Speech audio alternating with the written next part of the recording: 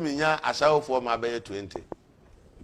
And a wee west bay so 20. Yedigu aso no.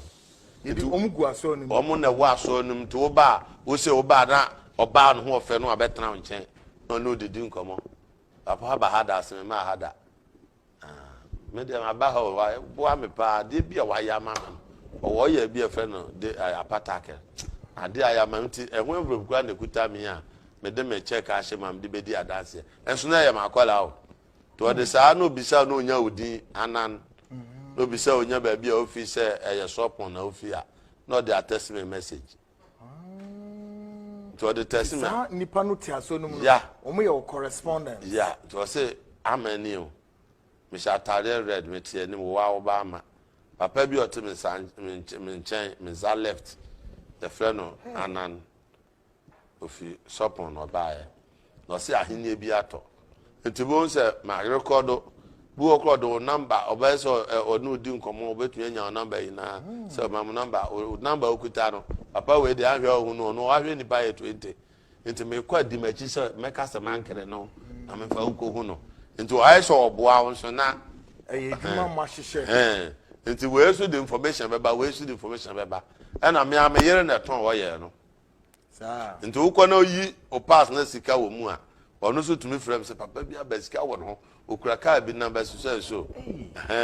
papa ni din di say nti ani na na ma record tumi she me dan wo yi na no me ye recording spa nti bu o metumi ba se Jesus me te se ye frɛ number bi na number na ye 020554 Jesus my God every don ko 0554 225794 nyame honhom konkro nya eguso on famre me sa honhom konkro sa na me ba mi so asemo mo bo honhom konkro na mo kanu a bibi mpusu mo oh ebasa wanka so won se o ya nroba na nroba bi ansuro wo sa ho se wi ase de o da forma hu sura wi ase aja se there was spirit bi o at times so frɛ no bua between kasa Jasper no say Jasper na say me frame spirit but hu konkon de yeka Yesu yeka te say wo mu a akwaje power bi no between aya ne Jesus but yen de ne yeka Jesus no Jesus in the name of Jesus ne bia or spirit bia or the Jesus but Jesus ni na yeka ba bibia anyamo na Jesus de say odi kan o Matthew chapter 24 verse number 24 say Christopher atrofo ene atrofo adifo beba no beba be yensanche ne bebiri no beda adam mu pi na be yimpo a wona ye media no beda ada wo na se wantwa na no so ahwa woni nyo okra ba akompo na so wona mayi wo nti metwa na no so nti Yesu nim se ese ye ba second Thessalonica chapter 2 obi anka verse 9 nyame na soma false prophet bayo aje Satan na soma mo bae oso ono na ne ba no oba ne Satan adwuma yeso atro tumi ni nkontompo ne na ada nyina mu ama waje entro adi na wadane wo ho akotie entro efiri se wona anye no koro do na wode do wona adi enti onyankopon soma na ada emu woden emu wabeda ada nipa bebere ti nyame na soma false prophet because obu o wa owo mobile phone auto 12 million so Bible nto obi da yen ka so small mum na mum o ka hye na semu se ni na ba besia ko but o se nyankopon lo soma na da second papa mama nya yen kan kira o se God is sending a force mama yen na men kan kira na yen se medium party sunya kakra second Thessalonica chapter 2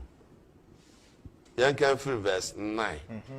o say ono so na ne ba no oba ne Satan na dwuma yeso atro tumi ne nsenkyerene ne ahodwuridie nyina mu ene de entene ne na ada nyina mu wona wayira ne mu esan se wanye no krodɔ a wode beje won kwa no eyinti Onyankopon resoma na ada emu ye den aba wo mu ama wona age atoradi no wabu wona wonye no kro ne nie no momu atan. I see. Nyankopon, the Lord is sending a lion spirit. Unu say abrebi Ahab and ofre Jehoshaphat. So okontokwa Jehoshaphat nkoja no. Na Jehoshaphat say o ma ye me man waponko ye maponko me no obeko. Na mu obi say urade. Was my bisa di for 400. So asem ya make was 2 Kings chapter 22. Was wo mu nyina asem menko. And I say adifo ni na ba no mhyehyɛ nkom na say to odifo bia ni ha biem. Oh, Jehoshaphat ote nyamenka. Ote spirit of God nka wonimu. No odifo bia ni ha biem. No so aka amelba mikai. Ebetu yanka ebetu ya bisa no. Ono anka asem papa da. Ne se mo ka bia ma me ho yira me. No say anka sa nana. Mo mo nkofre no mra. Ti de okofre mikai no. No say adifo 400 ni na aka say na nanko no bedi nkunu ko aka the same thing. No said the Urade Tiasi, the Urade Becana made Mecca. Satan said the natural fiasio, was shown comma, na nebu for the natural fiasi. Obana, Joseph and Mrs. Amel Bamikai. Young phone call Ramo Gilid, Elco, and I'm my uncle. No, so Nana Monco, no wedding with him. After Nana was a manka. Manka was saying, Canna, da, na, there be a can of correct. I do also on Cassampa, and then so I can't sempa. No, sir, I see I do open correct. Enra musa SMBC na Nyankopon ewu se e kan se Israel man na tete be poso te se nwan ayira woni ahwefo no ka se wo yinu mu ni ahwefo nti omu ko mu fi asomdwe hwe SMBC soro nra na me fra abofo yina bisa won se mu po obi akodaada Ahab manakowu wan na beko abofo no we sise nyame se wontumi e na hohommoni bi baaye Bejina Urade anim se me na meko no so be dey was I will turn as a lion spirit to dwell in his prophets. Nti meko ko gura na difo ni mu no ma daada no. Nti sa lion spirit no na ene ayi adwuma. Nti onu fi se be abra ye no me ma hu se me ye na ada o. Me fi se I'm doing the right thing. I see. Atola bi akosua metumi ma odi kosua ba. Me se fato nsa benkum mu. Ma command now Eli Jasper Malahu. Fabo for the babo for na BMCD obedi na yare ko nti na eye azan na se no na honhom bi na eye azan de netumi bi ma na eye azan tiremu ye pese hu ye wo yare bi o ho a etese acid oil nti utokosu amuna wa na betokosu amuna ba silver kan ho na de ato silver no ma hwe oil na gum nam de ebo mi sense wam de siso nti me bo mpa ye ma wa me ya nyina bo se oil ni kukosua no ho silver ne ehuri nti ehuri saa na mebie so no eja na aso mbehu na aben na mahwie esu agu no aka pastor sa left me be no an wo nsem so na ma no awie oil na no awie oil na no oh ba ni na me de bi be ba ha ba ye mo yes of course I see program we ye ntumi nya wie ye be kopa ye pese Ghana fo ni hu secret ahom sole fo mpanifo no omtumi de bibitu nsuom ne apagya no mo sesa luwa magani ai akoya la luwa magani ai luwa magani jio ba mo omo boa ni yazan na da me obofo no bi atomeda ne friend Eli obofo Eli to nya ba me say obofo me bodi anan ka so obofo Anan obofo kachira me my Ghana ma me se masomdwe ne wo montena nso ye obofo bi ama ye me na me gina ho eno ne Pentecost for the na no what teams ano wo kase we chiro no so e Pentecost dey meka eno so e enfiri nyame eni na meka ni tetemu dey Bible say obi honhom kra kasa fo bi mu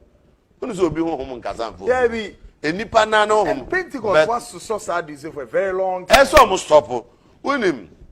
sam ye bayifo na bo mpa mama na me ka sam ye bayifo mehwe obi a otan wo mabusham de ahye no enti me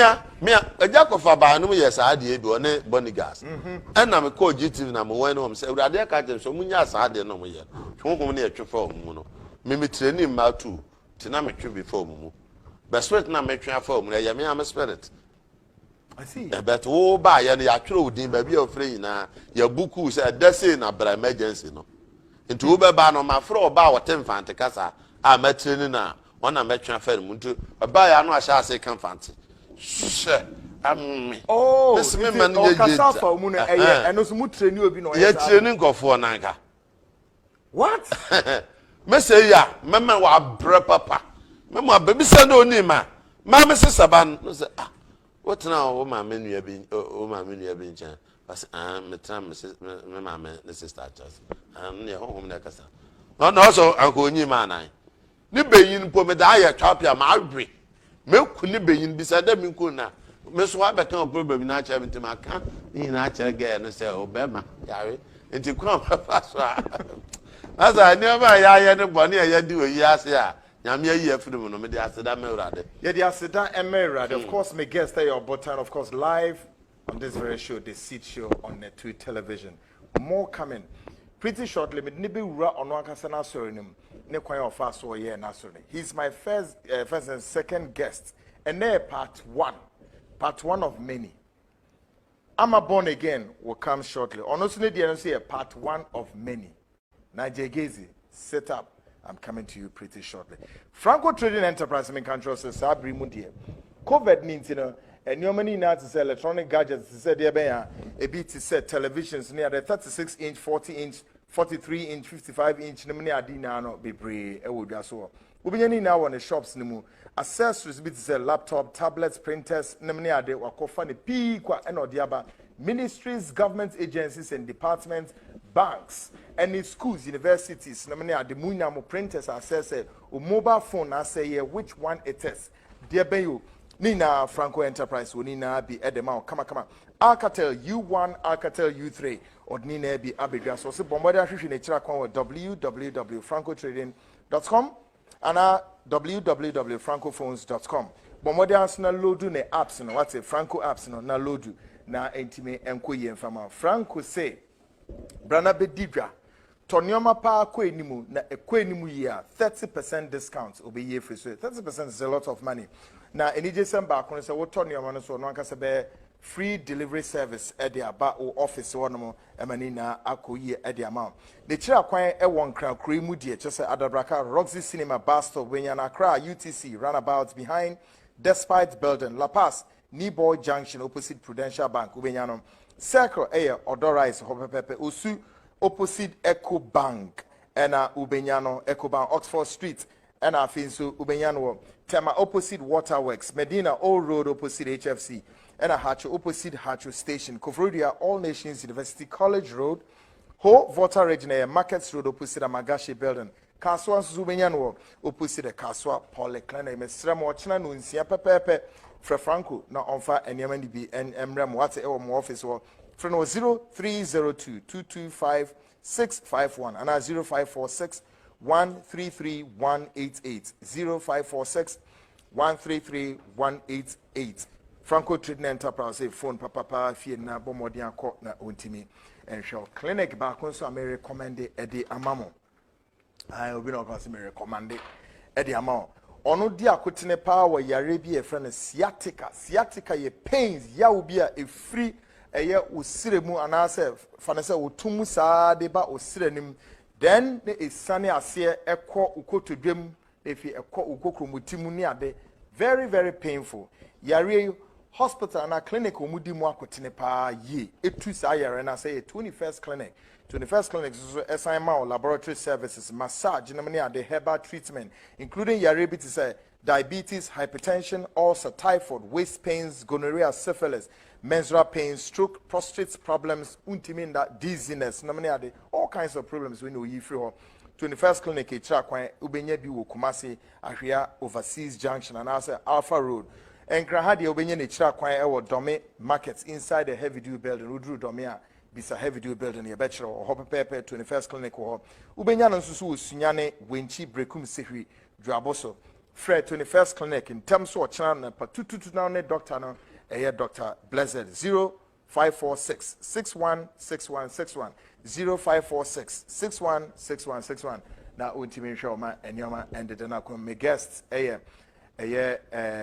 obotan and I'm in AD and Como. Pastor A.Y. Kumi retired. We are Church of Pentecost, Sofu Penipa, and I would do our 24th of June, we do our papa. And a mammy Felicia Aso Asamoah, also be do birthday Yamea Dumwa, a year 25th or China obedi birthday also Yame in Shababa. I PK Poku a free year Fox FM worship programming Yamen Kanwati. Over time, a Fiamra was on as well. What's on who Pedia could do saying, Anna Quabenson Azane Ba Mumo. And a quite benson of fast so if you're not only a home so you will so need to because if you be GD pa. Yeah, a brass off on a chair mattress. I feel within 6 months, I'm so much a condition card. Oh, within 6 months. And my sovereign guardian said, if you know what's on a Jadan, no what's on any see. Now, article junction, Mimi war happy home school and him. And a Jadan so to answer. Then I said, I'm a drone you mirror, make up preach as and pa. On my FM ha. Sana ready. Oh, I had my preacher. I quite remember say Kennedy Japan be pamu kura pain. Oh, pam dada. Actually me to so na je. Wo be pamu mo pa gididi o. Woni baby anu wonam. Me ga je say wonam tema motorway no so. Oba am say you record. Gidi. Satan no won na so obe. Wonim na wa so for so. Creating bi na creating no hu na chire. Monsieur creating. Ese no we sharp. On say ye be ye adwuma no a. Ofun na wo bo no. Call no man fan or out. Nti wo de na da wanim no de wo mo no wo nti saa onkola na ahawofo no a wo aso ne wifo no eso no mo fere me ameye kura me fere bi nti ofra onya hello me ba Jesus o friend pen awurade hom chem say me tidin bi I say abena ya atwa o say sofu mpacho enokura sofu ama me ho adwumi pa o say hwe awurade hom bie manim hu say ukunu ye taxi driver na si akwa meka say ukunu akwa adwuma mebo a o say enokura me say hwe onu ukunu atena awurade ka Jesus my God Jesus lake papa me hu say matena 8 years na wo ma ada o ka tons guso ana na we tons sa tons ne kan na nya tons bia papa bia sa ya kan tons na here baba ni na ya kan tons na Bible kan say ya kan no o say obi ote French no ote ne kasa wo obi ote ayigbe ote ne kasa wo de ye le ka baraba ma bro and I want to ya kaya ya kara saba obe hu ye pa as of no catch matter forest ni ko bie ye pa papa kan o de no am ye kaya sabara ebe bie ya so re enche bishop no si ho no enya ye ka Japan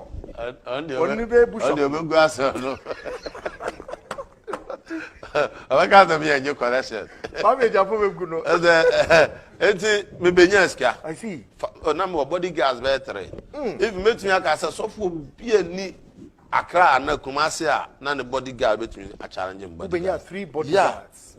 Pepe ni ba konkran ni ba kon na northern beton de onye muslim ehu o ma hu se meme ni anya izo internet say if na obota na wa bem anya na nyame se nyame na pagya mi o na ye pagya mi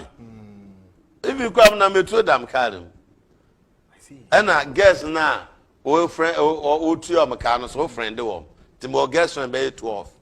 ni na wa so no wa so awaso no ma ya wi wo mo nanka say do baby na menya bush am the fresh spirit great me pe hona sem kitu em na me de wisi ho afi kwa ben so na wo de ahombone start say wo de wo mu wura so master once I be false prophet no so obo ho ban ti so ba kun ka chere me say si obe wura ye ku no mu no so onya bibi bo ho ban because obu oba gi ni sika no anye no kwa papa so betunya bo odua aja say nti ma me ko nzama me wo me spiritual mind be wo mala na ko di nro nti otete bi wo me search ene me moma so no ko achi na me search die no se me ye me say kra fire bo so mu nyina gu fom eno na say spirit ni ye adwuma satan wo yi nyame spirit asi ba bi o wa na wo de nti omam 7 books of Moses and the 6 book of Moses to kire me said ye to me the fresh spirit 6 and 7 nti akire no me yire be hu say my bedroom high standard me yire ne me na dan ba ko a high ne dan ma no na me wo me dan na edu me kra da bia say me fa ma afọ o kra da bia spirit na de opepa no no e ma enso presenters no ma me no mo nam ina anim say me pɛ me ho asɛm but na woni sa ma afọ no enya nkuta hodi ya me fro no wanya recording me bodyguard na fro obi say ma no pass papa na hwan ne mfrɛ no na me say frɛ suma so to frɛ ba ko ba fie hɔ a efie hɔ no de oba fie hɔ no na da bia so otumi ba fie hɔ na afi ma pia kwahye hotel na mo ka bia de hokumas na obi ni bi eye dodge em say no bia anto sa aka no bi otumfo obere pon ni bi na ono kwa ma anto me yi ni nkonya sa ho me yi ni nkonya bi no hu bi da ne ni su brim no no bi did business bi to me je depend din am peja akoso say na mte now Eli Jasper fire na ja dem kure no ano 3 days per na business na society wow me obi a me de me hu wura me ben me ho ankasa me di nuro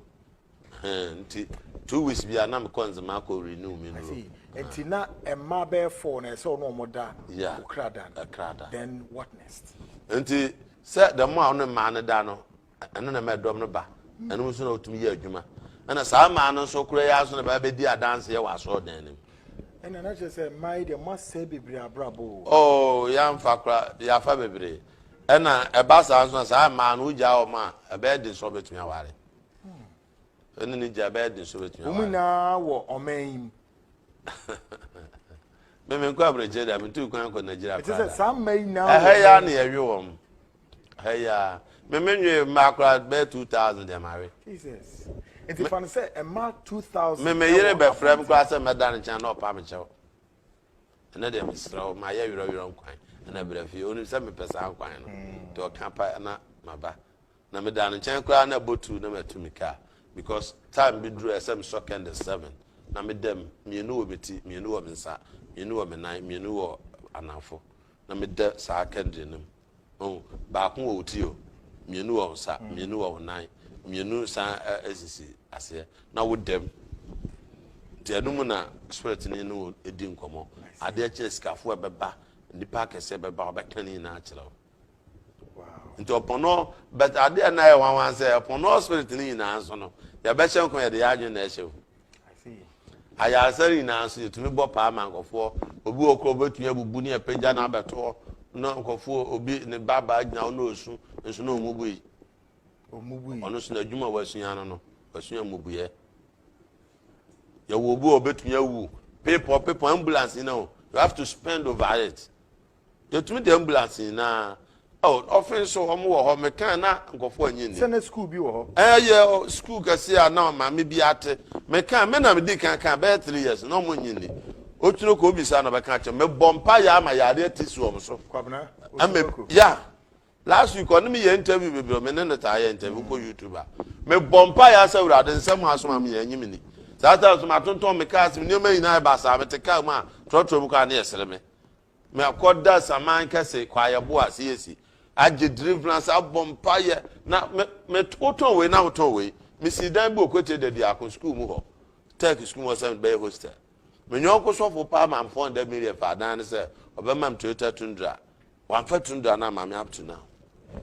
me do see no we are part 1 bibi hia me pa and say sa maba we am no mo yes sai enne bebre no mabrabo u geji ahwa eti mo say say no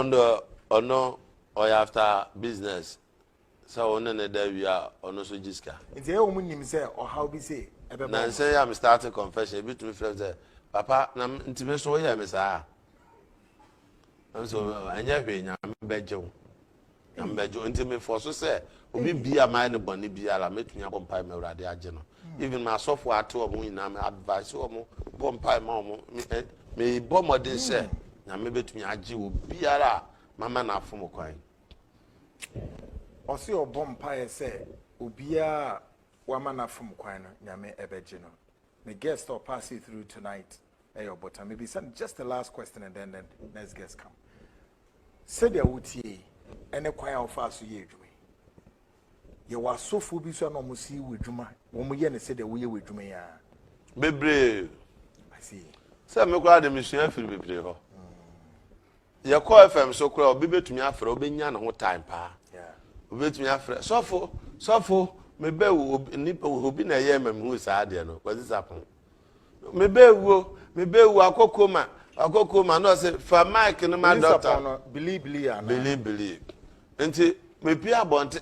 da bi o ye saa me like no ba believe na nipa say sofo me ba na nyane na me say ade enti da kro ye no na me pia bonte saa mo te ne car no the car ni si abonte no eno mutim no nya ne yarfo no ena me so me peke me obi am ye fast ohun saa no me pekasa obi oni bia ni so botan pekasa be ma adwe ye fast me no tre awo boni bia ti am kra me hu sisia ya o fle me se me mra o adwe boni am me hu sisia enti me ye ya na me peke saa line no o mo nche da nkyere wo o mo nche da nkyere o tres ne da enti me peke me ko sofo bi ho one ma me bi creating bi bompa se ma me no frɛ sesia ne nana ewu sesia na nana ne na eye no wa ya de abo adan ye ma me no ewu sesia ampa so frɛ phone so hello abena de na si fi o say nana ewu oyi a o kam so ba we say di ma me na chi ko je na number so obotan so be na abaye bia ma no enti o ko ma me sa ampa na jumo ya ntoe ela me nya la ni na enti in fact asofo discipline na wo be ya apprentice ankasa san be the master asofo mpanifu a me kan koro bi a kire omo pa omo frɛ me obi pa omo frɛ me ne enko challenge na me fa ni frɛ ni ma no so tumi me na ni bia me som ne sa ye wasofo akese o men asofo a wo man mu nyina omo se omo bompa this woman is a cripple at the end of the day can walk they are liars na me ka wasofo ba ko no kra no ye miracle dey fencing wheelchair na me se omo boa me na me so odifo bia ni Ghana ha difo bia ni Ghana Ajinasare kra ye bi Ajinasare nyo difo Ajinasare na train obi nim azan obi nim ye ina Ajinasare na train no opa on there na obi serious allegation opa on there me ni ehia na me ma ne bubuani na so tu bo pai ma bubuani sori a o me yemfa me kotum nya me ma ne bubuani Bishop Ajinasare me se Ajinasare kra ya azan che obi a afro watan so person kan kra na asori gina ya ko obi o yo nyame ni po kan kra e na isu da anaba di o training no enkoyie but ono koyie great asa secret ye ni mo Ghana an ye ka se ye kan secret me ni mo Ghana e fa asofo me ka se me kan an hwa we be ho ye be kan ni na so e wo show is 41 after 9 the first guest pass it through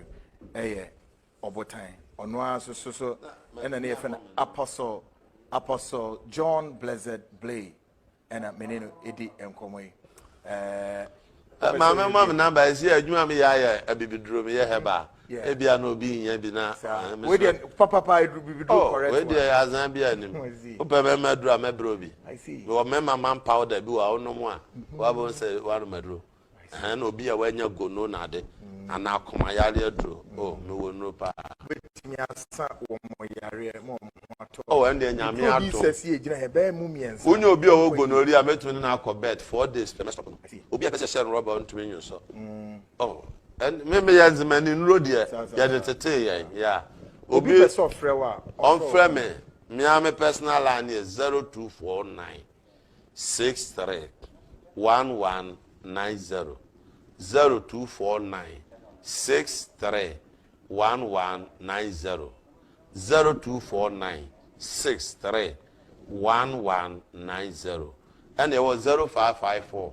225794 0554 225794 medase great medase Apostle John Blessed Blay, also known in that private life as Obotan. We are part 1 of many to come. Asofo mono manante azan kwan so bone faha occultism ni na ebehwegu misra ochen waso Mondays and Wednesdays 8 to 5 p.m. adaji nipuno so ensem no ebehu papa meko short commercial break me ba me next guest enso be transe na ensem no yehwegu loads of issues ene kwan a ye pese ye ma Ghana fo na awaken sabria ye wumi awaken